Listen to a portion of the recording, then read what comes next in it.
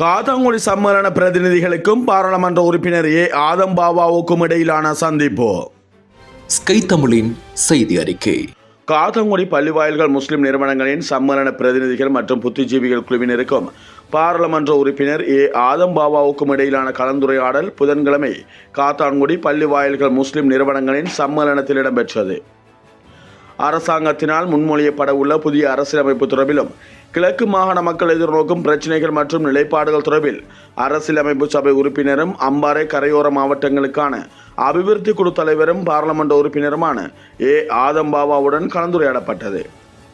சம்மேளனத்தின் உபதலைவர் MCMA சத்தார் தலைமையில் இடம்பெற்ற சந்திப்பில் பாராளுமன்ற உறுப்பினருக்கு நினைவு சின்னம் வழங்கி கௌரவிக்கப்பட்டது.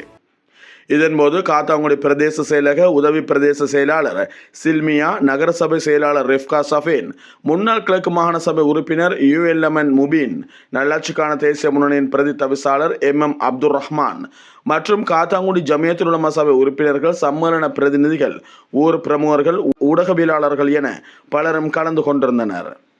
இதுபோன்று பல செய்திகளை தெரிந்து கொள்ள நமது ஸ்கை தமிழ் யூடியூப் சேனலை சப்ஸ்கிரைப் செய்து அருகில் உள்ள பெல் பட்டனை கிளிக் செய்யுங்கள்.